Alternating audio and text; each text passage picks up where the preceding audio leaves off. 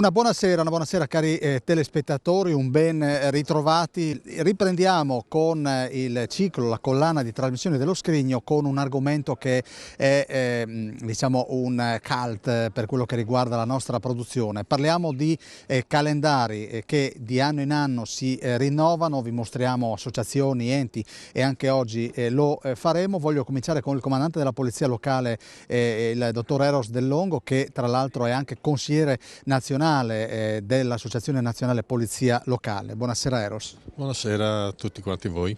Allora, dobbiamo parlare di questo calendario che hai tra le mani. Per voi è quasi un'istituzione. È sicuramente un'istituzione che l'associazione cura tutti gli anni di farlo avere a tutti i nostri iscritti, e quest'anno abbiamo voluto fare un calendario un attimino che ripercorre quella che è la storia quindi della polizia locale, perché la polizia locale nasce ancora ai tempi della Roma repubblicana e poi della Roma imperiale, quindi nel 493 a.C. il primo manipolo organizzato di polizia col compito di presidiare l'ordine pubblico e la sicurezza all'interno della città è stato un nucleo di polizia locale, quella che adesso noi chiamiamo polizia locale. Quella volta si chiamava Urbes Vigiles, no? Per cui poi ci siamo portati avanti nel tempo sempre la qualifica di vigili urbani, perché poi nascono con questi nomi fin dal tempo delle sue origini. Ovviamente la storia si è evoluta e si sono anche poi evolute quelle che sono le figure, però la polizia locale come istituzione, che le abbiano chiamate guardie municipali, vigili urbani, adesso siamo arrivati alla polizia municipale con la legge quadro dell'86, ora polizia locale dopo la modifica del titolo quinto della Costituzione, però siamo la polizia che è sempre stata presente nelle città, quindi da 2000 anni. Dell'Ongo, che messaggio si trasmette attraverso questo che è di fatto uno strumento di comunicazione? È uno strumento con cui si vuole un attimino valorizzare ovviamente la figura della polizia locale, portando avanti quelle che sono un attimino le tradizioni, la storia, per anche ribadire la professionalità, l'impegno che quotidianamente viene speso per i nostri cittadini. Hai fatto una citazione in latino, ma quanti passi ha fatto questo corpo? Beh, da allora ad oggi è cambiato il mondo, perché la polizia locale, da guardiani delle città, ormai è sempre più integrata nelle politiche di sicurezza, oltre ai compiti di polizia amministrativa che portiamo avanti diuturnamente. Non si è adeguata alla politica nazionale, perché stiamo attendendo da almeno 30 anni una riforma nazionale che disciplini l'ordinamento della polizia locale. Fortunatamente, grazie al governo Fedriga, in particolare all'assessore Roberti, noi in Regione abbiamo una legge regionale che disciplina l'ordinamento della polizia locale all'avanguardia e lungimirante, e per questo noi dobbiamo veramente congratularci e rendere grazie al lavoro che è stato fatto da questa Regione. Ecco, lo diciamo già da qualche tempo Dell'Ongo, non siete più solo quelli che fanno multe, ma fate polizia giudiziaria a tutto tondo. Beh, diciamo che lo stereotipo del vigile che fa le multe ovviamente risale ai tempi dei grandi film, dove sordi e altri attori rinomati del nostro paese si sono cimentati, però ovviamente i tempi sono cambiati, c'è un'evoluzione nei compiti e nelle funzioni della polizia locale, che è sempre più orientata quindi a compartecipare con le forze di polizia dello Stato a garantire quindi la sicurezza nelle città. Ecco, hai provato l'esperienza di comandare a Latisana e poi sei ritornato a Udine. Che differenza c'è fra una cittadina e una città? Ma le dinamiche sono diverse. Io ho fatto l'esperienza quindi a Latisana con un'associazione di una decina di comuni e segue delle sue dinamiche particolari su quella che è la gestione del territorio e anche delle problematiche, diversa rispetto ovviamente a una città che le problematiche sono magari non identiche, sono disciplinate nello stesso modo, però vanno contestualizzate a seconda dell'ambito dove tu vai a operare. Diverso ancora poi l'esperienza che ho fatto anche in una località balneare come Grado, dove sono dinamiche completamente diverse. Ecco, è cresciuta la polizia locale e la cittadinanza che vi sta intorno è cresciuta o no? Ma dico che laddove manca la polizia locale anche una società non va nella giusta direzione, perché bene o male rappresentiamo un presidio di tutela, di garanzia di quelli che sono i diritti dei cittadini per garantire quindi una convivenza il più possibile pacifica e, come possiamo dire, accettabile in una società che si sta evolvendo in maniera veramente esasperata. Il comandante della polizia locale di Udine dove ha in casa, dove appende il suo calendario? Ma il comandante lo appende innanzitutto in ufficio, poi ovviamente se lo tiene anche a casa, ma ogni tanto va anche a rileggerselo perché è anche bello un attimino scoprire da dove siamo arrivati. Allora io ringrazio Eros Del Longo, grazie per la presenza e quindi speriamo di rivederlo a breve, perché la polizia locale di Udine ha sempre molto di che raccontare e di che mostrare. Adesso noi ci stacchiamo un attimo e avremo fra pochi istanti il prosindaco di Pagnacco che ci racconterà il calendario di quel comune.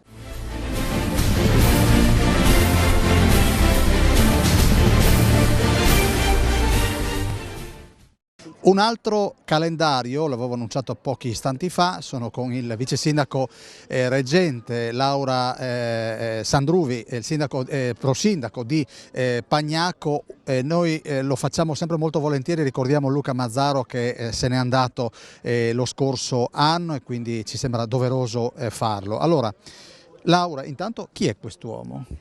Questo signore è Gianni Ciani dell'associazione Arte Pagnacco, ex sindaco del comune di Pagnacco, quindi un amico dell'amministrazione comunale, un amico del territorio e un associato di Arte Pagnacco. Allora, spieghiamo, questa è la copertina, vediamo un fiore, quindi la primavera è lì. Sì, esatto, un fiore che arriva dal stupendo prato di Parco Rizzani.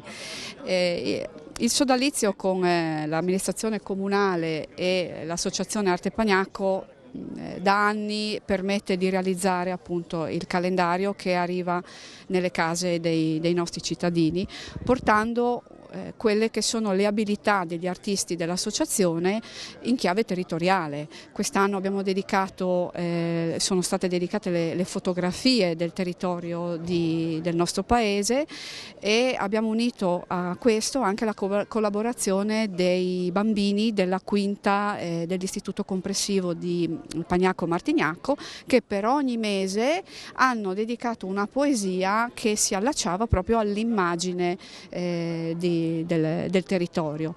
Pagnacco è un paese da scoprire, quindi il titolo porta proprio all'intenzione, attraverso le abilità degli artisti, di portare un pezzettino di Pagnacco in tutte le nostre case. Ecco, questo dialogo fra il comune, l'amministrazione comunale e il mondo della scuola è una costante. Sì, assolutamente sì. Per noi la scuola è il fiore all'occhiello, peraltro, della comunità. Abbiamo fatto tantissime attività che sono sia entrate nel piano dell'offerta formativa, ma anche che siano espressione di una valorizzazione del territorio attraverso i percorsi socio-educativi dei ragazzi. Ciani, allora dobbiamo spiegare un po' che cosa fa la vostra associazione. Allora, io sono uno dei soci fondatori 31 anni fa e quindi la nostra associazione si occupa dell'arte, però intesa l'arte del territorio, no? Quindi l'arte complessiva che va dalla fotografia al disegno, alla pittura, varie tecniche di pittura.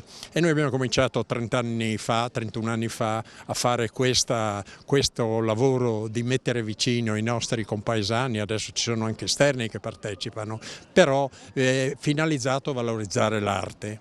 E quindi per un po' di anni, anche se il calendario storico è sempre uscito dall'amministrazione comunale, però diciamo che dal 2003, da quando l'associazione si è costituita in maniera formale e ufficiosa e ufficiale, noi collaboriamo in primis e quindi noi scegliamo a parte l'argomento di valorizzazione del territorio e delle risorse del territorio, noi ci occupiamo di recuperare il materiale e allora abbiamo fatto tutti gli artisti, abbiamo fatto tutta una serie di fotografie del territorio in particolare, perché noi abbiamo alcuni fotografi che sono veramente bravi e qui adesso invece siamo passati all'ultima fase, sono i più giovani che si sono occupati e quindi questa collaborazione con l'amministrazione e con le scuole e quindi è un'ulteriore integrazione del valore di questo calendario di presentazione alla gente. Quindi 2 anni fa l'abbiamo fatto con cartoline mie storiche di Pagnacco, no? Che io sono un appassionato collezionista e quindi tutte queste serie in passato hanno preso fotografie dei cittadini, no? Ma vecchia storia. Quindi è sempre storia del territorio, no? E quindi con i bambini, gli artisti e l'amministrazione comunale riusciamo a produrre questo calendario che piace ed è un impegno da parte di tutti noi. Ecco. Laura, il calendario, sul calendario si annotano, non so, le visite, guarda caso faccio questa citazione. A casa tua quanti calendari ci sono? Uno, questo qua. E cosa annoti? Gli appuntamenti, gli impegni e magari qualche volta qualche messaggio anche a mia figlia. Ecco, la tecnologia, e andiamo a chiudere per la prima pausa pubblicitaria, ce l'abbiamo tutti magari un'agenda elettronica, però non si può fare a meno di questo aggeggio. Non si può fare a meno del calendario secondo me, anche perché questo è un calendario proprio del territorio. Tra l'altro quest'anno la seconda di copertina è stata dedicata alla memoria del nostro amatissimo sindaco Luca Mazzaro, che anche tu hai citato prima, con una poesia di padre David Maria Turoldo, proprio per dare un segno di ricordo. Questo sì. E quindi la citazione del poeta, del grande poeta di Turrida, di Coderno, scusate, di Sedegliano, insomma il prete degli ultimi che emigrò ma non si dimenticò mai da dove era partito. Noi adesso da qua vi salutiamo e da qua riprendiamo dopo la pubblicità.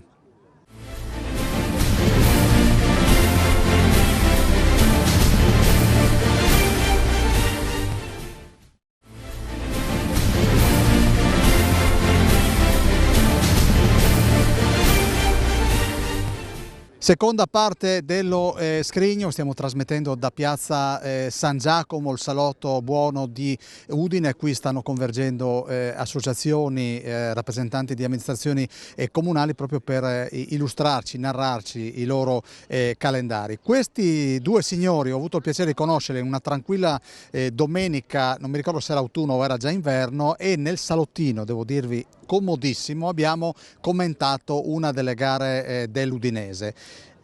Questo è l'uomo che la Spangolo mi ha sempre presentato come l'uomo che ama la comunicazione e ama parlare del Deportivo Junior. Che cos'è, Walter? È un'associazione sportiva dilettantistica che lavora sul comune di Tavagnacco, ha 200 iscritti a livello di ragazzi che praticano lo sport del calcio dai 5 anni ai 17 e poi si completa con una prima squadra che ha una rosa di 30 giocatori. Noi dal calcio partiamo e cerchiamo di fare poi sociale attraverso tutte le iniziative che poi, se vuoi, ti descriveremo. I proventi del calendario? I proventi del calendario vanno all'ospedale di Udine, alla pediatria, sia calendario che una bellissima canzone che abbiamo fatto con un artista della zona, era l'Armando di Tricesimo, e è partita, se non sbaglio, Presidente, a novembre. Partita a novembre, si è conclusa adesso, possiamo dire in anteprima, e sei la prima persona che lo sa. Ieri abbiamo tirato un po' i conti dagli incassi che siamo riusciti a fare meno le spese vive per il calendario, abbiamo, lo dice il Presidente perché poi è lui che... Allora Presidente, la somma è? La somma è una somma che crediamo farà piacere, che è 5.150 euro che sono stati raccolti. Dunque ringraziamo tutti quelli che hanno partecipato, quelli che hanno fatto una piccola donazione o quelli che comunque hanno comprato i calendari che diciamo ormai sono stati già quasi tutti venduti. Voi avete avuto e avete sempre un occhio di riguardo per chi è meno fortunato, no? Ma sì, crediamo che insomma, ognuno di noi possa fare qualcosa e la squadra di calcio dove si attirano più i ragazzini, i bambini cerchiamo di instradarli anche con iniziative sociali, come diceva Walter, sociali, formative, educative, e crediamo che un po' di solidarietà verso chi ha un po' di bisogni in questo momento che non è particolarmente felice, cerchiamo di fare un po' queste iniziative. Abbiamo fatto la raccolta alimentare e abbiamo raccolto 72 scatoloni di diciamo alimenti a lunga conservazione, per cui li abbiamo con le politiche sociali del comune di Tavagnacco e con l'assessore e la protezione civile, dopo verranno distribuite a queste 28-29 famiglie bisognose del comune, e questo ci fa enormemente piacere e ci rende orgogliosi. Il soggetto del calendario, o i soggetti? Sono tutte le squadre, le 10-11 squadre che abbiamo, dai piccolissimi di 5 anni, primi calci e primi amici, fino alla prima squadra.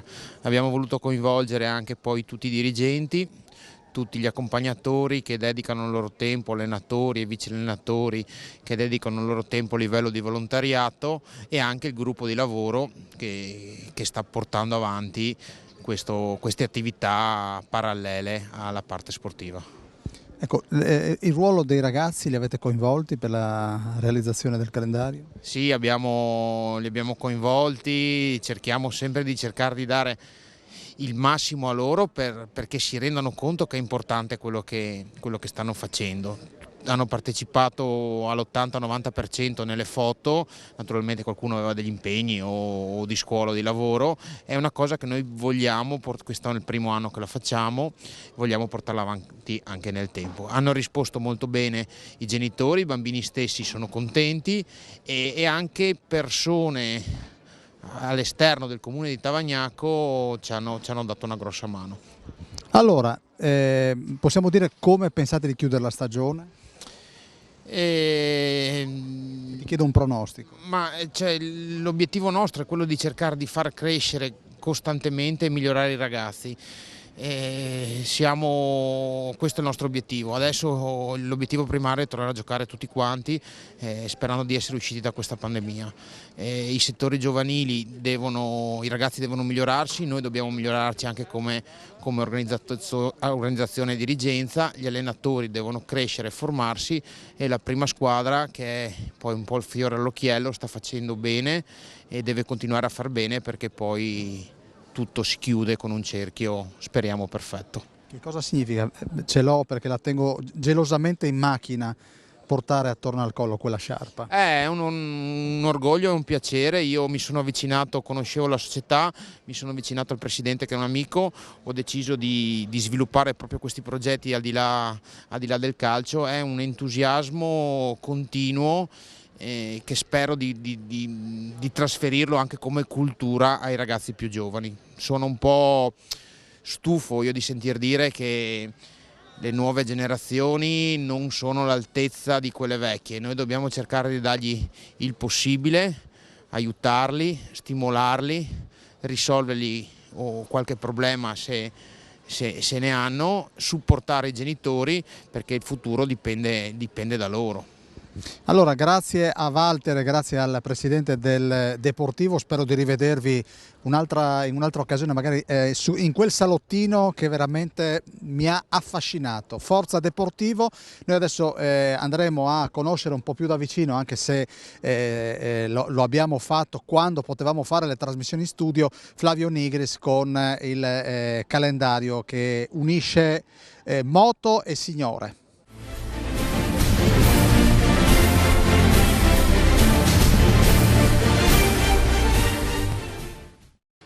Ed eccoci qui, lo annunciavo appunto questa scelta di questa associazione che è guidata da Flavio Nigris, che guida il sodalizio, che si chiama? Amistas Motos Une Volte. Che ha sede dove, Flavio? A San Marco Meretto di Tomba. Ecco, voi nascete quando? Noi nasciamo nel 2002 e da quella volta abbiamo iniziato a salvaguardare le moto d'epoca. e poi dal 2006 abbiamo iniziato a realizzare il calendario per valorizzare un po' le nostre moto d'epoca e poi anche per dare un qualcosa in più nel mondo dei motori, ecco. E poi piano piano siamo riusciti a uscire dalla nostra sede e andare a realizzare il calendario in giro per il Friuli e valorizzare tutto il territorio. Quest'anno abbiamo realizzato il calendario presso il museo di Pietro Pittaro, che è un museo molto particolare che racconta la storia del vino e poi delle nostre tradizioni, inoltre ha moltissimi chimeli dell'attività agricola del Friuli e non solo. Abbiamo realizzato con 6 ragazze, 4 sono del Friuli, 2 del Veneto, una è una professionista che viene da Tiene e per questo abbiamo voluto dare un po' un'immagine del nostro Friuli, farlo uscire un po', perché molte persone non conoscono il museo di Pietro Pittaro, che magari abitano a 5 km e non l'hanno mai visitato e questo un po' crea un po' diciamo un disagio, non per lui, ma nel nostro modo di fare non riusciamo a valorizzare il nostro territorio, che abbiamo molte opere da visitare, musei, moltissime cose. Inoltre con il ricavato che riusciamo a dare in offerta libera il calendario aiutiamo l'associazione Luca, l'associazione oncologica friulana che si chiama Luca, lo diamo quello che riusciamo a realizzare, a raccogliere con l'offerta libera, diamo a loro che meritano. Ecco, tra l'altro avremo fra poco qui in piazza San Giacomo il presidente dell'associazione Luca, che a sua volta è un sodalizio che promuove, realizza il calendario ogni anno. Ma senti, è più facile trovare le ragazze o le moto per fare il calendario? Forse è più facile trovare le ragazze. Le moto, a parte che cerchiamo di utilizzare moto diverse ogni anno per non fare dei doppioni, però si cerca di mettere qualcosa di conservato, qualcosa di restaurato per valorizzare queste moto. Sì, qualche volta è più difficile trovare le motociclette, ma comunque anche con le ragazze, visto che da diversi anni riusciamo a realizzare il calendario, diciamo un biglietto di visita che le porta subito ad accettare l'impegno e l'invito. Come si chiamano le ragazze? Allora, abbiamo le 2 Eleonora che sono in copertina. Allora questo ho voluto fare un omaggio alle 2 ragazze che da diversi anni partecipano al calendario e per valorizzare, per fare un sodalizio con la loro amicizia, per lasciare un bel ricordo, ho voluto realizzare alcune foto che sono assieme.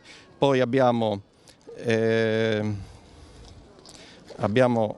Michela che aveva già partecipato anni fa, e poi abbiamo Jasmine,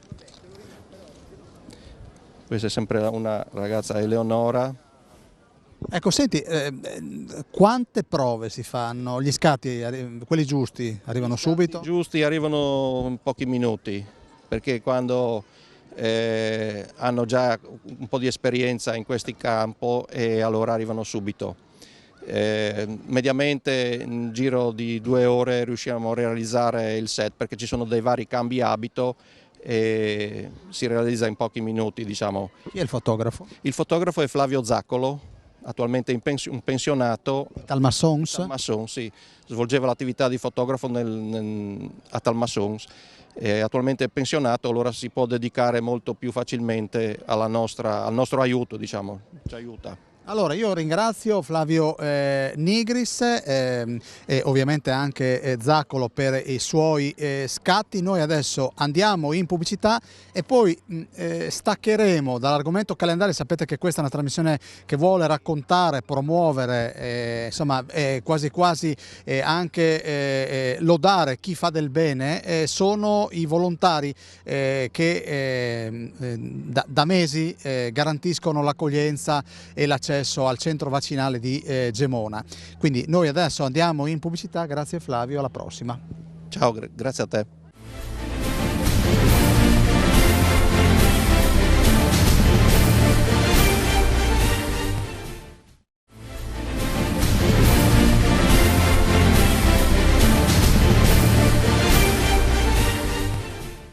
Terza parte dello Scrigno, come promesso vogliamo mostrarvi un gruppo di benemeriti volontari del Gemonese che ho avuto il piacere di conoscere al centro vaccinale di Gemona, e vorrei cominciare salutando Norino Pividori, che è il presidente della Pro Gemona. Allora, intanto, da quant'è che siete mobilitati in quel luogo? All'inizio del mese di luglio, e abbiamo continuato praticamente sempre. Siamo partiti in 3 con questi 2 colleghi e dopo siamo arrivati fino a 10 persone che praticamente ci alterniamo con i vari turni. Ecco. Quanti siete? Noi della Proloco siamo in 10 circa, no? E in più dopo ci sono altri volontari, si sono aggregate altre associazioni di Gemona. E dopo c'è la protezione civile, che praticamente è lei che gestisce i turni. Che atmosfera si respira? Ma l'atmosfera è serena e di amicizia, collaborazione bellissima con i dottori e anche con le infermiere, è un piacere andarci, insomma, è molta gratitudine da parte della gente. Ecco, ho notato che però a seconda del periodo il luogo veniva adeguato. C'era Natale, avete messo gli addobbi, è arrivato San Valentino, Carnevale, insomma cercate anche di preparare i luoghi per creare una situazione di accoglienza migliore, no? Certo, ma soprattutto anche per i bambini piccoli abbiamo messo dei video, delle cassette con praticamente cartoni animati, il comune ci ha fornito dei libricini che regalavamo e anche dei dolcetti, ecco, che davamo ai bambini. Sì, ci siamo adeguati ai periodi e anche alla gente che veniva, insomma. Ecco. Allora, mi presenti i 3 amici? Sì, loro 2 sono i storici della Proloco, Franco Pattat e Roberto Mengato, e siamo partiti noi 3. E questo è il fratello di Franco, che si è aggregato subito dopo. Che cosa fa il centro vaccinale? Il centro vaccinale assiste, fa i vaccini alle persone. Ma lei, voglio dire, accompagna le persone? Noi ci alterniamo, o accompagniamo le persone o controlliamo la documentazione, li facciamo accomodare, tutto questo facciamo. Senta, una cosa diversa rispetto a dare una mano magari in una sagra, in una festa paesana, no? Senz'altro, oltre alla differenza della sagra, questo qui è un aiutare le persone che si sentono anche a disagio nel compilare le carte, cioè noi cerchiamo di aiutarli il massimo, e questa è la differenza che fa da una sagra a questa cosa qui. E invece lei che apporto ha dato? Noi cerchiamo di portare un apporto soprattutto di accoglienza verso le persone che arrivano, perché molti hanno un po' paura, qualcuno ha paura, qualcuno meno, però se si trovano accolti diventa tutta la situazione molto più semplice anche per loro. Senta, ma sono più tranquilli, educati i ragazzini, i bambini piccoli o gli adulti? Ma dipende da come vengono accolti, possono essere tutti educati, c'è sicuramente qualche eccezione, però la maggior parte delle persone arriva in modo educato perché sa che deve fare una cosa che è necessaria, e se si trova anche in una situazione di accoglienza gradita diventa tutto più semplice. Presidente, ci sono stati degli episodi piuttosto originali all'inizio, spero prova a rivelarmelo, così facciamo anche perché la cosa per fortuna si è risolta, magari qualcuno si è anche incavolato, giustamente. Sì, si erano organizzati questi gruppi per far perdere tempo un po' ai dottori e alle infermiere, ma io sorvolerei su questo, piuttosto qualche aneddoto simpatico che abbiamo vissuto dentro là, tipo il vecchietto che è venuto, l'ho accompagnato a sedersi e mi ha detto: sai quanti anni ho? E ho detto: no, non so, 87 mi ha detto. No? Allora il terzo vaccino che fa? No, il primo, ma devo farlo, se no non posso andare con gli amici a bere nell'osteria. No? Un modo anche per essere un po' più liberi, no? Certo, sì. Quando è uscito ci ha ringraziati tutti e praticamente ci ha detto: stasera vado con gli amici. Senti, che cosa ci ha insegnato secondo te la pandemia? Ma la pandemia, noi della Proloco siamo rimasti uniti il più possibile, abbiamo continuato a trovarci abbastanza spesso e diciamo già dall'inizio abbiamo iniziato a dare una mano loro con le mascherine, a portarle casa per casa e secondo me ci ha uniti un po' di più. Avete fatto il calcolo, voi siete in 10 impegnati? Sì, circa sì, e dopo sono unite anche delle borgate e delle altre associazioni di Gemona perché la protezione civile non era più in grado di gestire il tutto. Abbiamo avuto anche 1700 persone al giorno, no? E in totale quanto, Franco? Sono circa 168-170 mila persone venute a fare il vaccino. Siamo a 170.000. Circa sì, più o meno, insomma sì. Quei numeri lì, abbiamo avuto dei giorni che 1700 al giorno, adesso siamo con dei numeri molto minori perché chiaramente la pandemia sta chiudendosi, però come ieri avevamo 500 persone a fare il vaccino, ieri in mattinata, quindi è un buon risultato, ecco. Anche per noi che siamo, noi come gruppo aggregato alla protezione civile siamo circa una quarantina di persone delle varie associazioni che ci siamo man mano aggiunti nei giorni che serviva gente, chiamiamo, veniamo tutti volentieri, ben vengano. Ecco. Sono arrivati dei grazie, Presidente. Continuamente, soddisfazione e quasi commovente certe volte, soprattutto della gente che, come diceva il mio collega, che aveva paura a entrare, no? Aveva paura e li abbiamo accompagnati tutto il percorso, no? Una signora quando è uscita che non voleva andare a fare il vaccino ci ha detto starei tutto il giorno con voi. No? Dunque queste sono le soddisfazioni che abbiamo avuto lì dentro. Ecco, sì. Ecco, approfittiamo anche dell'occasione per non parlare solo di Covid. In proiezione l'estate vi vedrà protagonisti di qualche festa, di qualche organizzazione che magari è stata soppressa a causa della pandemia? Come dice Roberto, faremo tutto. Se faranno sapori di Proloco ci andremo sicuramente. Dopo abbiamo San Antonio a Gemona che vogliamo rifarlo alla grande. E come feste ne abbiamo parecchie, dopo Tempus, abbiamo 30 anni di Tempus quest'anno a Gemona, l'anniversario, dunque... Abbiamo fuoco al campanile, no? Certo, certamente. Non vedo l'ora. Certamente. E dunque Tempus, i nostri ragazzi del gruppo storico sono già mesi che stanno preparando diciamo, questa festa. Ecco, Onorino, dobbiamo parlare anche di calendari. La vostra associazione li ha mai fatti? No, che sappia io no, forse voi prima no.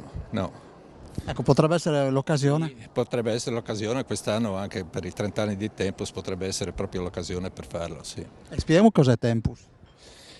Tempus, festa medievale, no? La festa medievale, Gemona ha un gruppo di ragazzi che praticamente va anche nelle altre città a sfilare con i costumi. Noi abbiamo parecchi costumi di valore anche medievale che li teniamo ben da conto. Quest'anno abbiamo anche acquistato qualche vestito nuovo.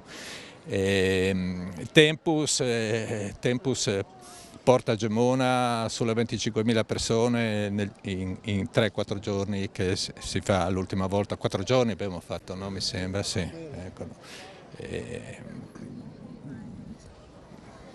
Quindi, e si fa a luglio? Si inizia a fine luglio e in genere si fa il weekend dopo il primo weekend di agosto. Ecco. Sì. Allora, io ringrazio quello che io ribattezzerei questo gruppo della bontà della Pro Gemona, Pro Glemona, col suo presidente, i suoi collaboratori, gli altri volontari. Non dimentichiamoci mai che cosa hanno offerto, anche se magari uno dice, beh, sono pensionati Santin di Piardi, potevano stare sul divano con i loro nipoti, i loro figli, invece hanno donato il tempo anche a noi, a voi che ci state guardando da casa per vegliarci mentre andavamo a sottoporci a vaccino. Noi adesso ci fermiamo e fra poco avremo il presidente per la provincia di Udine dell'Associazione Friulana Donatori Sangue, ovvero sia Roberto Flora.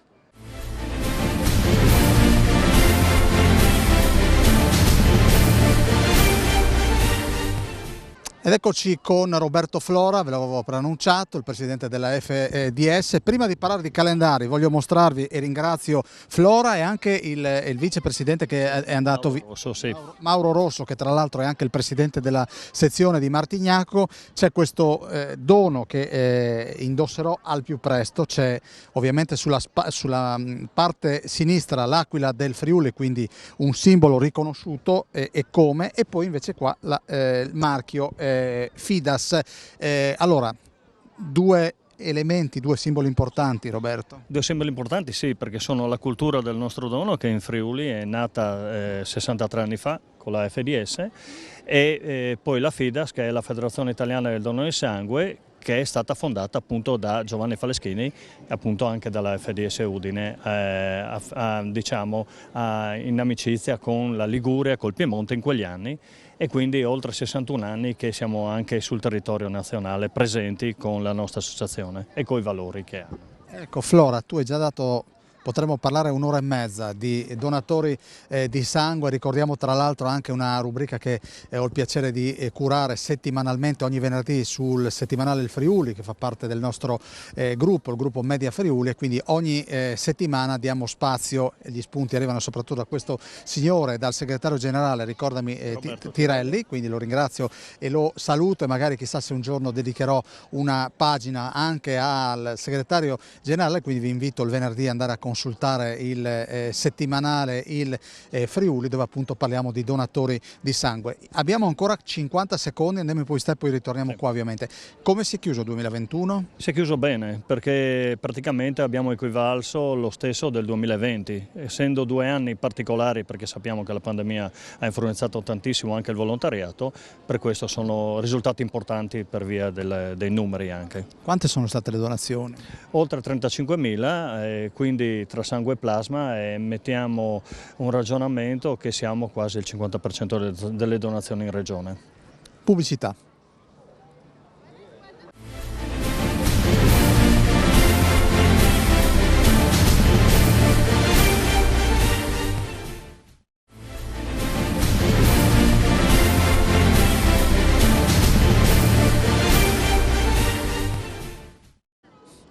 Roberto Flora, abbiamo parlato, abbiamo dato un po' di numeri dell'associazione, adesso dobbiamo parlare di questo che fa parte un po' della vita del donatore. Sì, questo calendario che noi già da qualche anno lo stiamo progettando, anche perché il tempo si misura anche nel calendario, nelle giornate che passano, e per noi volontari è importantissimo il tempo, soprattutto, anche oltre che la donazione. Rispecchia delle immagini in cui si vedono anche immagini storiche, in cui diciamo la comunità, l'essere parte di un'associazione non è solo essere donatore, ma essere anche all'interno dell'associazione, dedicare anche più tempo e più disponibilità. Ecco, queste persone sono orgogliose, si vede dalle immagini, a portare non solo il labbro sezionale, ma a rappresentare un'associazione che vuol dire cultura della donazione, una cultura della donazione che si crea col tempo e con diciamo, la comunicazione corretta di quello che si sta facendo. Soprattutto in questo momento è importante questo ragionamento di comunicazione, perché spesso e volentieri con la multicomunicazione si perdono un po' le linee guida dei vari progetti. Invece i donatori continuano ad andare avanti per la loro strada, l'abbiamo visto in questi 2 anni di pandemia, come l'associazione si è addirittura anche in un certo senso rafforzata, questa cultura, questo spirito di donazione, di mettersi a disposizione soprattutto di chi? Dei malati, delle persone che hanno bisogno di noi. Ecco Presidente, che immagini ci sono all'interno? Noi le stiamo vedendo in sovraimpressione. Ecco, ci sono delle immagini appunto di tutti i congressi passati degli anni precedenti, fino all'ultimo congresso che abbiamo fatto, diciamo, in presenza numerosa e totale a Martignaco, dove nei nostri congressi generali sono circa dalle 2.000 a 3.000-4.000 persone che intervengono da tutta la provincia di Udine, essendo oltre 200 le nostre sezioni territoriali. E questo è un momento importante in cui la gente si ritrova unita intorno all'associazione, per ringraziare soprattutto chi dona. Chi è il donatore? La persona che si alza la mattina e dedica un po' del suo tempo e dona qualche cosa di prezioso che senza il suo dono tante persone non potrebbero sopravvivere ogni giorno. Ecco, nell'ultimo congresso provinciale che ho avuto il piacere di presentare a Lestizza si è dato l'appuntamento a Gemona. Esatto. Ipoteticamente potremmo essere di più in quell'occasione. Io mi auguro di sì, perché l'altro anno è stato un congresso un po' particolare, appunto chiuso per appunto le evidenti ragioni che conosciamo. Quest'anno io mi auguro che si riesca ancora a tornare ai vecchi stili, al vecchio modello del congresso, cioè con persone in presenza, con i labari, con la sfilata, con l'orgoglio di trasmettere appunto il gesto che ogni persona fa ogni giorno. Non per mettere in risalto che siamo in tanti, che siamo bravi, ma perché questo gesto deve comunque continuare anche con le nuove generazioni. Questo è il messaggio del congresso. Ecco, Presidente, la tecnologia al vostro fianco. Assolutamente sì, noi l'abbiamo sposata e la stiamo utilizzando, anzi la miglioreremo anche nei prossimi anni. Abbiamo un'app che dà l'opportunità di prenotarsi in pochi secondi in tutti i centri trasfusionali della provincia e questa è super utilizzata e ci fa veramente piacere, anzi invito chi è donatore associato alla FDS di Udine ad andare a scaricarla se non ancora scaricata, perché dà un'opportunità importante di, non solo di prenotazione ma anche di ricevere le news che sono fondamentali per andare avanti nella comunicazione corretta di oggi. Ecco, ricordo quando ti sei insediato, avevi dei sogni, si sono realizzati tutti? No, abbiamo ancora tanti sogni importanti. Intanto il sogno più importante era quello di continuare e di andare avanti coi tempi per continuare a unire le persone e questo lo stiamo facendo, l'abbiamo visto anche nel momento della pandemia come si diceva prima. I sogni importanti sono quelli di venire in avanti e soprattutto cercare di anticipare le problematiche che i donatori hanno. Oggi le problematiche quali sono? Quelle di riuscire ad andare a donare, di avere il tempo di andare a donare. Purtroppo le persone non hanno più tanta disponibilità perché giustamente devono pensare alla famiglia, al lavoro in primis. E noi dobbiamo dare a casa del donatore. Ecco perché c'è un progetto importantissimo che si realizzerà fra qualche mese, un sogno che grazie all'azienda Danieli e al suo presidente Benedetti si sta dando la mano a realizzarlo e ci sarà questa bellissima nuova automoteca che sarà presentata in maniera esponenziale perché sarà un gioiello. Ecco, incontrando in questi mesi, proprio per la rubrica che vi dicevo e faremo anche degli approfondimenti su Telefriuli, l'autoemoteca è sulla bocca di tutti i presidenti, è quasi un obiettivo al quale non si può rinunciare.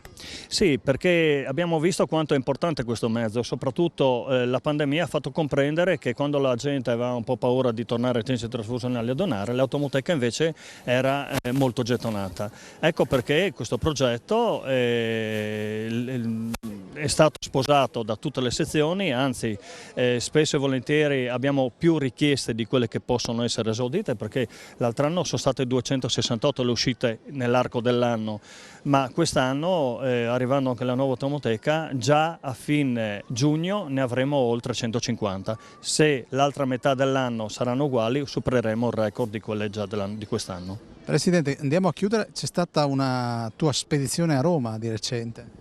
Sì, siamo andati perché siamo impegnati come Fides Nazionale appunto alla tutela del donatore e a far comprendere alle istituzioni l'importanza di avere questi donatori, in quanto ricordiamo che il dono del sangue in Italia è gratuito, quindi la gratuità e la disponibilità del donatore secondo me deve essere il primo obiettivo delle istituzioni. Sappiamo che il donatore porta al servizio, al sanitario, un qualche cosa di prezioso, di impagabile. E noi in Italia siamo bravi, siamo autosufficienti in ambito del sangue, ma non lo siamo in ambito del plasma. Ecco, i plasma derivati sono importantissimi, sappiamo che sono dei farmaci salvavita che le persone che devono assumerli soprattutto ogni giorno e non possono mancare. Ecco l'obiettivo di far comprendere con la nuova normativa quanto bisogna poi rivedere anche il sistema trasfusionale, ma dal momento della revisione del sistema trasfusionale, dei tecnici e delle attrezzature, soprattutto tutelare chi poi effettivamente fa scorrere questo sangue nei centri trasfusionali sono i donatori. Grazie Roberto Flora, ma noi ci sentiamo, non dico quotidianamente, ma molto spesso. Grazie a tutti i donatori che supportano il lavoro degli ospedali che ogni giorno hanno bisogno. Quante sacche mediamente vengono consumate all'ospedale di Udine? Allora, in linea di massima, in tutti i centri trasfusionali servono ogni giorno almeno da 180-190 sacche fresche. Ecco, memorizzate questo numero, può bastare. Ci fermiamo e adesso saliamo, andiamo nella zona pedemontana, andiamo a Magnano in Riviera.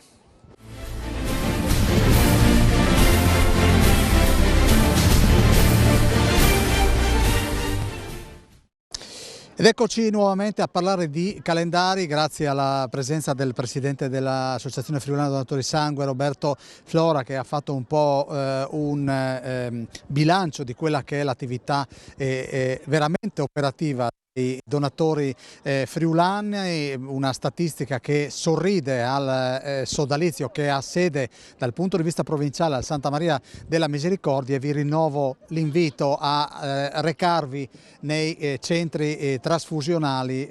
Non attendiamo di aver bisogno direttamente di una sacca di sangue, pensiamo a chi ha bisogno oggi di quel prodotto, il prodotto ematico, ovvero sia il sangue o il plasma. Dicevo che saliamo di qualche metro sul livello del mare, andiamo a Magnano in Riviera, dove anche quest'anno c'è il Lunari di Magnan che si intitola Risorgire fauna e flora del nostro territorio. Sono con il sindaco Roberta Moro, che saluto e ringrazio, che si è presentata qui nel centro di Udine con 3 bei corazzieri che da una parte rappresentano parte dell'amministrazione comunale, ma ci sono i corazzieri delle associazioni che insistono sul territorio. Allora, il territorio e soprattutto la natura, Moro.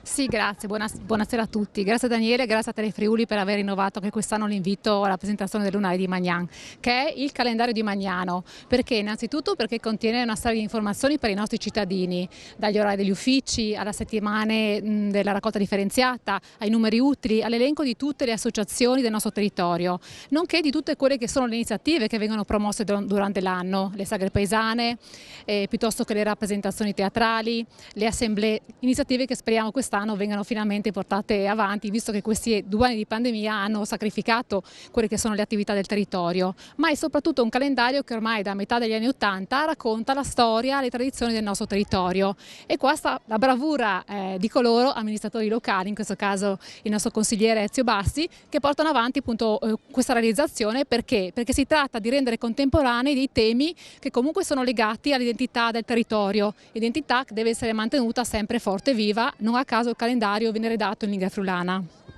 Allora, io passo da questa parte e vado da Ezio Bassi, che conosce molto bene il territorio, che è ricco, molto ricco di acque. Tu ti muovi Magnano capoluogo, nelle frazioni di Bueris e Billerio, e senti questo, che non vorrei definirlo rumore, questa musica che riporta al passaggio dell'acqua. Beh, certamente anche per me è stata una bella esperienza la ricerca di queste risorgive, no? E dunque dopo, sì, andando avanti si scoprono sempre cose più. Anche di fatti abbiamo inserito dopo, perché inizialmente si era partiti con le sorgive e dopo gli animali nel nostro territorio, in conseguenza anche le piante, e diciamo è stata una bellissima esperienza. Dobbiamo ringraziare Alberto Forabosco. Certamente sì, volevo finire il discorso. Ringrazio tantissimo il signor Alberto Forabosco, perché è stato, anzi mi ha insegnato molte cose sul discorso della fotografia. Lui è amante anche lui della natura, in conseguenza una persona meravigliosa che è stato un piacere collaborare con lui. Ecco, per chi venisse a Magnano, dov'è che si trovano dei corsi d'acqua che meritano di essere guardati?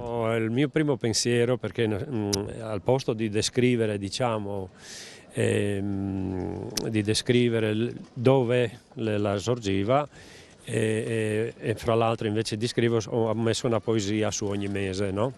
Però in conseguenza la sorgiva è così, si vanno a scoprire, no? In conseguenza ci si informano, possono venire da me e magari dopo si accompagna, in conseguenza deve essere una scoperta. Chiaramente non potevo elencare diciamo, i posti perché non è una via con un numero civico, no? In conseguenza bisogna solo con chi sa dove sono. È una cosa veramente bella, perché la ricerca è stata fatta al mese di agosto, in pieno caldo, e sapere che ci sono queste sorgive che continuano a correre l'acqua per proprio una cosa meravigliosa. Ecco, Bassi, che adesso è, tra l'altro ha lo stesso cognome del nostro maschio italico, perché lo vedi. Adesso che sei in pensione potresti offrirti per fare le visite guidate gratuite per chi viene a Magnano? Certo, gratuite sì, chiaramente bisogna Quindi trovare sì. tempo, ma sì. Vueris, cercatelo.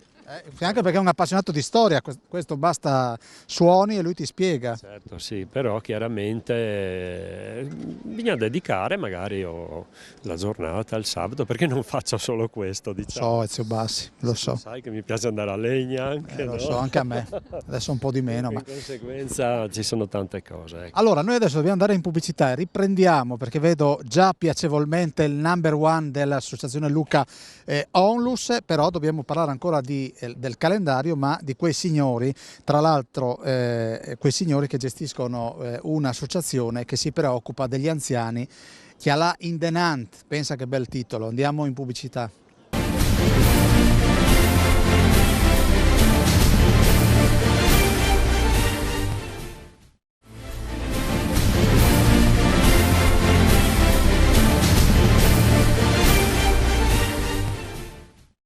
Ed eccoci qui con la quinta parte dello scrigno. Parliamo di calendari, il calendario di Magnano, e i proventi vanno alla stazione Chialà in Denant. Tra l'altro la vendita di questo lunari, perché così si dice in Marilenghe, è andata molto bene, più degli anni precedenti. Ricordiamo che i proventi vanno ad Alessandro Merluzio, ovvero sia l'associazione che lui ha, che presiede, che è l'associazione Chialà in Denant.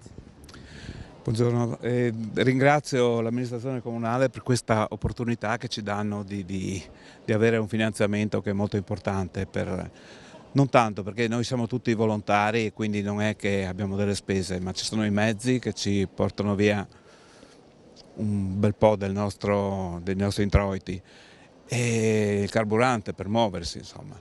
Comunque ringraziamo l'amministrazione comunale di questa opportunità e spieghiamo cos'è questa associazione. Noi siamo un'associazione che è di tutti volontari, che opera nell'ambito del comune di Magnano per trasportare delle persone che, non solo anziani, anche altre persone che non hanno la possibilità di spostarsi autonomamente, li portiamo in vari luoghi, ospedali, anche per fare dei documenti certe volte, che è importante usare questi mezzi per poterli spostare. E naturalmente avevamo anche una specie di trasporto fisso per portare tutte le persone del comune ai mercati rionali, però adesso l'abbiamo spostato per le solite problemi del Covid. Alessandro, quanti siete? Noi siamo circa una ventina di persone circa. Ecco, venite attivati come? Veniamo attivati, abbiamo con un numero di telefono della sede che viene spostato al mio numero, al numero di chi decidiamo, che fa il turno di reperibilità, e programmiamo i nostri spostamenti e ci mettiamo in un gruppo WhatsApp che chiede la disponibilità a ognuno di poter dare il proprio apporto e così. Senti, il fatto che già il nome dell'associazione è Guardare Avanti. Una cosa che a tutti ci capiterà il momento che abbiamo bisogno degli altri, quindi noi guardiamo avanti per fare adesso quello che un giorno speriamo che gli altri ci facciano a noi. Insomma, ecco, tutto. Quanti mezzi avete? Abbiamo due mezzi, abbiamo un mezzo per trasporto solo persone e un altro mezzo dotato di una pedana di sollevamento per le carrozzine. Chi è questo signore? È un volontario che è anche nel Si chiama? direttivo, si chiama Sergio. Sergio, quanti viaggi fai a settimana? Beh, può capitare anche due, tre, dipende. Dopo sì, siamo tutti volontari, quindi ognuno di noi ha i nostri impegni, quindi ci diamo il turno, magari se non sono disponibile io ci sono altri. Poi voglio anche accennare che ci chiamano da altri comuni che non hanno questi servizi, quindi siamo, per dire il vero, ricercati e cerchiamo di accontentare appunto questi anziani, possono essere anche non anziani, e collaboriamo anche sul fatto se hanno bisogno di fare la spesa, delle medicine. In pratica sì, diamo un bel servizio al comune e anche oltre, come dicevo, oltre il comune. Quindi associazione Chialain Denant, Magnano in Riviera, avete sentito, vanno orgogliosi perché evidentemente è difficile trovare persone disponibili, soprattutto alle persone che sono, nei confronti delle persone che sono in difficoltà, hanno bisogno di un passaggio. Grazie alla rappresentanza di Magnano in Riviera, dicevi Merluzzi? Aspettiamo per chiedere se c'è qualcuno disponibile nell'ambito comunale per fare qualche trasporto, entrare nell'associazione.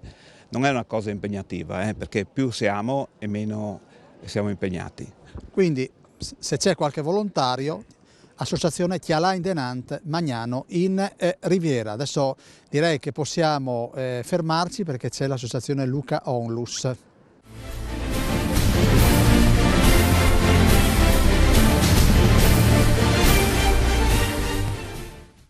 Andrea Muraro, presidente dell'associazione Luca Onlus. Devo dire che questa trasmissione, Lo Scrigno, che va avanti da quasi 16-17 anni, credo che ogni anno abbia avuto un suo rappresentante, non solo in occasione della realizzazione del calendario, ma ogni volta che serve. Questo è un ente, una realtà che va supportata. Anche quest'anno ci siete? Ci siamo, intanto buongiorno a tutti. E sì, un'associazione che continua ad andare avanti perché le forze dei volontari e dei soci ci sono, e va avanti perché purtroppo ci sono ancora tanti casi di bambini che si ammalano di tumore e delle famiglie da supportare e dare il più possibile gli strumenti per affrontare questa, chiamiamola, spiacevole avventura che per fortuna con l'evoluzione della scienza e della medicina in molti casi dà buoni risultati di successo, e quindi insomma ci sono non solo eventi dolorosi, ma ci sono anche molti momenti di festa per la guarigione, insomma, dei bambini. Muraro, in questo momento quanti bambini state e relative famiglie state supportando? Ma noi, insomma, quelle con le quali arriviamo in contatto sono tutte famiglie che sono con i bambini in cura negli ospedali friulani, quindi Udine, Trieste, Pordenone, il Cro, San Daniele, Tolmezzo. Noi siamo su una trentina di famiglie, insomma, che adesso abbiamo ancora i contatti, eccetera. Naturalmente in occasione poi delle feste riusciamo a coinvolgere e a ricontrare tante famiglie, e negli anni, insomma, sono state tante. Adesso i numeri, io sono veramente una frana e mi cogli impreparato, però purtroppo sono state tante negli anni, insomma. Leggo dal calendario 2022 la ricetta del sorriso. Sì, è nata così l'iniziativa. Abbiamo pensato di mettere in luce un aspetto importante, diciamo, nella cultura friulana, che è la cucina, no? E l'idea del titolo del calendario è stata quella proprio di riprendere il motto della nostra associazione, che è Insieme per un sorriso, e quindi abbiamo coinvolto questi ristoranti, i loro chef, e abbiamo detto di sviluppare una ricetta per creare il sorriso. Difatti, insomma, anche tutte le foto evidenziano proprio la gioia dei bambini e degli chef a cucinare, ecco, quindi è proprio un ricordare anche questo volontà di andare avanti, di affrontare le disavventure comunque col sorriso e dare la possibilità che sia più possibile stampato nei nostri volti. Ecco, Muraro, ci sono ancora calendari a disposizione? Allora, ce ne sono ancora, non tantissimi, perché quest'anno siamo riusciti a arrivare oltre quota 9.000 calendari, ma in sede ce ne sono ancora. Per chi volesse può contattare direttamente la segreteria tutti i giorni della settimana, la mattina dalle 9 alle 1. C'è la segretaria e ci si può accordare su come poterli andare a prendere in sede. La sede dov'è? La sede è in via Forni, davanti all'ospedale, alla casa Ricchi. Ecco, l'indirizzo esatto adesso devo vederlo.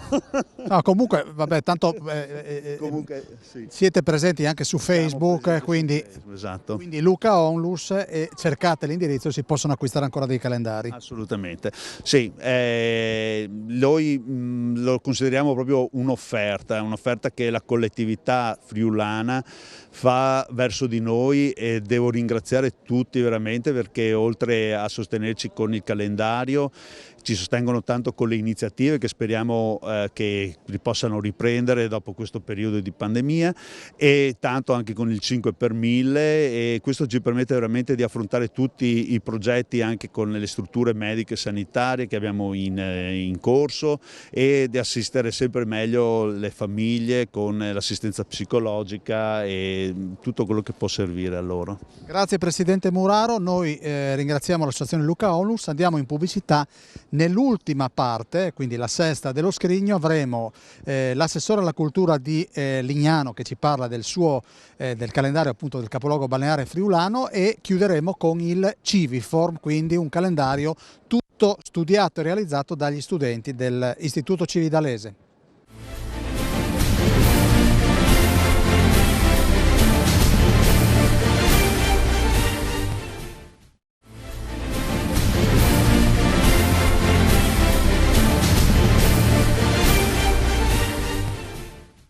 Ada Iuri, assessore alla cultura per il comune di Lignano, ci siamo visti l'anno scorso in piazza San Giacomo per parlare del calendario targato Lignano. Di quest'anno di che cosa parliamo? Quest'anno il calendario vuole essere una specie di panoramica delle cose belle che la città ha da sempre e che quest'anno mette in mostra a seconda dei periodi.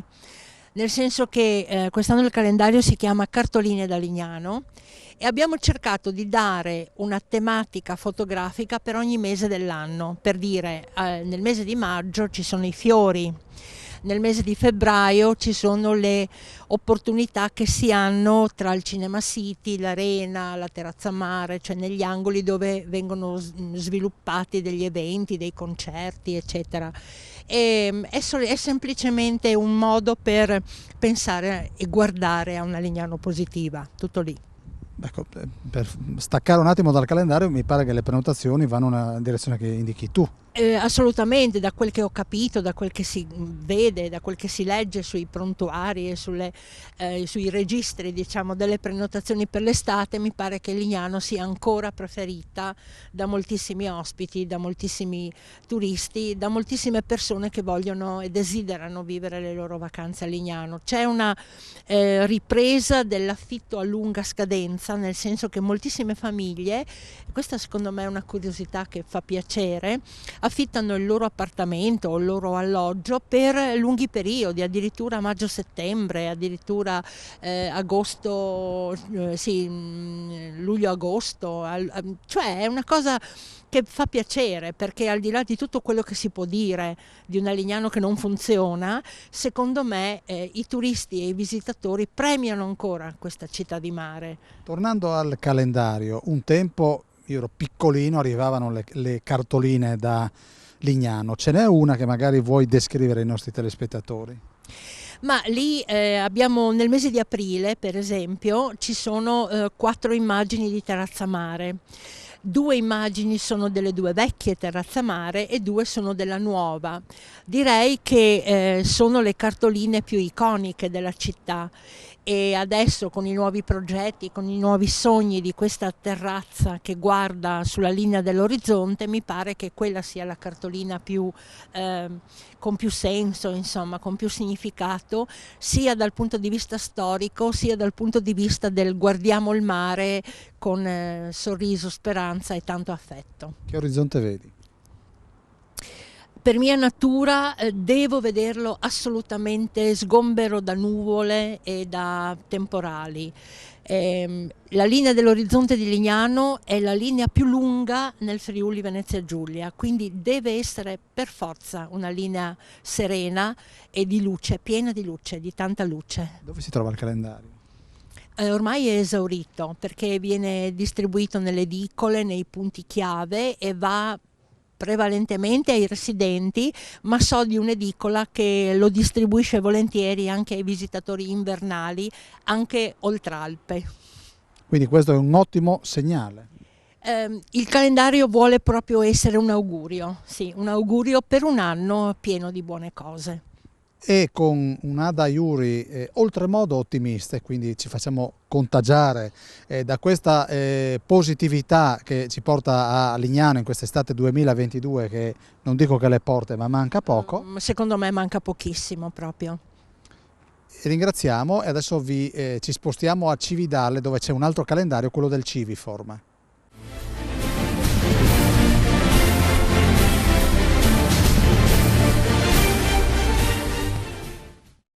Giuliano Michelini, docente di grafica all'Istituto Civiform, alle sue spalle ci sono alcuni dei 62 ragazzi iscritti al corso di grafica. Intanto dobbiamo dire che fiori sbocciano qua.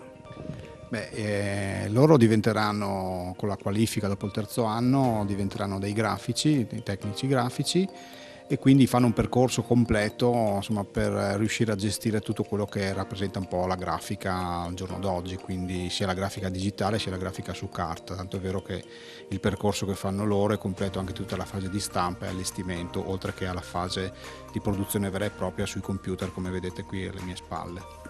Ecco, ci sono varie tipologie di calendario, di fatto i ragazzi lo vedono nascere, quindi viene ideato, realizzato e di fatto finito.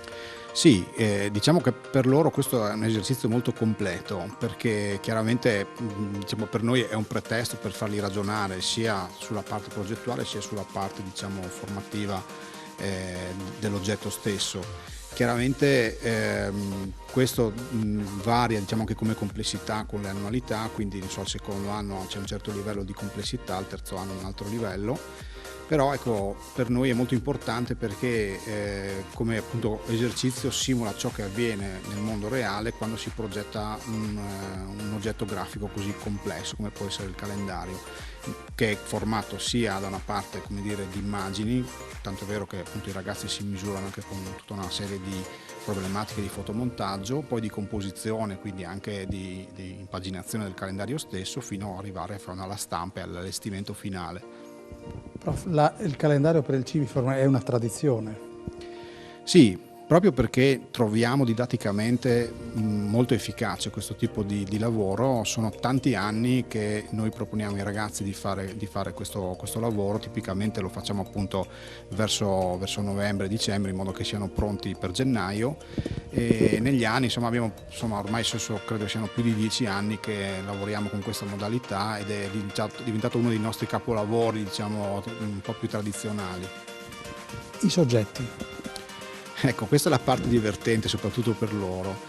Ogni anno noi cerchiamo di darci delle tematiche che siano soprattutto stimolanti per i ragazzi. Per esempio quest'anno, avendo una classe terza molto nutrita, abbiamo deciso di fare due tematiche. Una tematica riguardava le serie televisive, tipicamente le serie di Netflix, mentre un'altra riguardava le copertine di album musicali più o meno famosi. E la cosa interessante è che chiaramente ogni ragazzo sceglie la propria tematica, si sviluppa il proprio fotomontaggio, il proprio lavoro e poi anche tutta la sua grafica. Quindi alla fine ogni mese propone un lavoro originale. Ci puoi spiegare qual è stata la formazione in questo secondo anno per la realizzazione dei calendari? Prima col professor Michelini ci ha insegnato a usare Photoshop e col professor Soderman abbiamo realizzato il calendario di fondo. Senti, a casa tua il calendario dove è appeso? È appeso in camera mia. Il tuo soggetto qual è? Il mio è la penna con il treno, la penna dell'iPad con il treno. Mi puoi spiegare il significato? Che cosa hai voluto trasmettere? Il significato è unire un oggetto della grafica con un oggetto del mondo reale. Io sono stata una tra le ultime a finire il calendario, proprio perché non avevo ancora l'oggetto reale, cioè grafico, che dovevo associare. E quindi alla fine ho avuto l'idea di associarla al Magnum, che potete vedere là, e alla fine è venuta fuori una cosa che funziona bene e abbastanza si capisce.